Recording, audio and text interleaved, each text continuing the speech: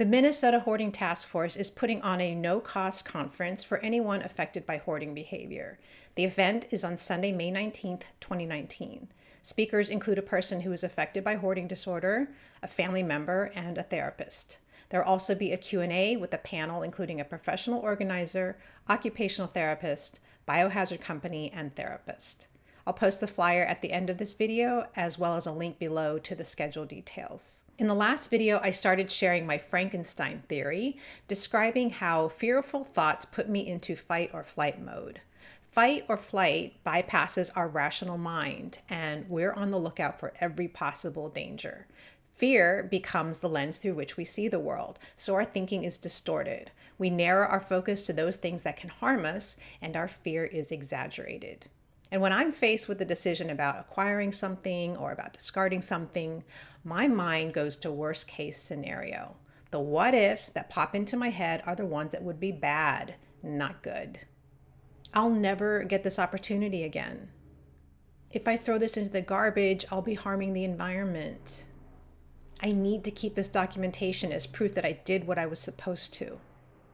If I don't get a backup now, when this one breaks, I won't be able to get a replacement.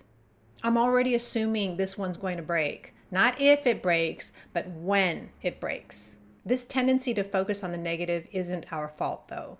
Human beings have what's called a negativity bias. Because in the natural environment, negative information usually signals a threat.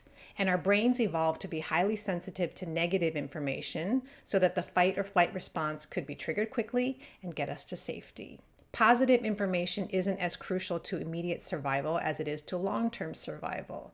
A river of fresh, clean water is important for survival, but a crocodile that could kill us is an immediate threat, so we need to be on the lookout for crocodiles. We tend to take the positive for granted while focusing on the negative as if our life depended on it. Our brain is like Velcro for bad experiences, but Teflon for good ones. We can have 10 good things and one bad thing happen to us in a day, and what do we obsess about? The one bad thing. We can be wearing a fabulous outfit, our hair looks great, but we have a pimple on our chin, and all we see? The pimple.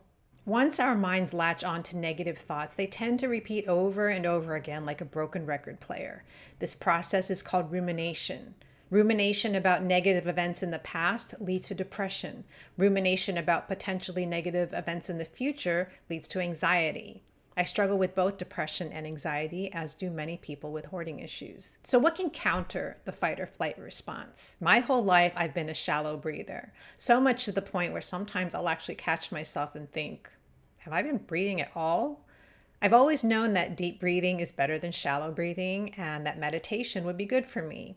I would try to meditate, had a mantra, but I wouldn't stick with it because I felt like I wasn't doing it right. You know, the perfectionism standard of if I can't do it perfectly, I won't do it at all. The thoughts in my head tend to ping around like a pachinko machine. If you don't know what a pachinko machine is, imagine if a pinball machine and a slot machine had a baby. It's kind of like a vertical pinball machine, but it uses smaller steel balls, a lot more of them, and there are no flippers for you to maneuver the balls. I felt like my mantra was no match for all the thoughts ricocheting around in my head, that I was just trying to squeeze my mantra in between all of my worrying thoughts. But I just learned that breathing becomes shallower when the vagus nerve is inflamed. Your breath becomes quick and it's fight or flight time. Deep breathing would counter that. Makes perfect sense, but I never made the connection. Now when I wake up in the morning, the first thing I do is a few minutes of deep breathing. Another reason I would give up so quickly on meditating was because I wasn't disciplined about carving out time for it. But when I wake up in the morning, I'm already lying down. My eyes would rather be closed than open. If you use an alarm and have a snooze button, you can make the time between your alarm and the snooze your deep breathing time. Don't reach for your cell phone or tablet the minute you wake up. Don't go to Instagram and look at people's edited photos of their perfect moments. Don't turn on the TV and let upsetting news from around the world in.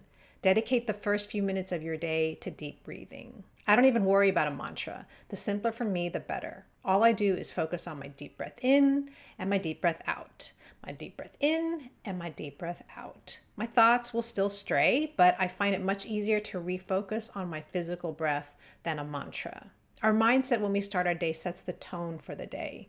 If I wake up and immediately start worrying about all the things that are wrong in my life, It's a pretty shitty way to start the day. I'm basically starting off my day in fight or flight. Next video, I'll be talking about something besides fear that can activate our fight or flight system. In the meantime, I hope you'll try starting your morning with a few minutes of just focusing on deep breaths in and deep breaths out.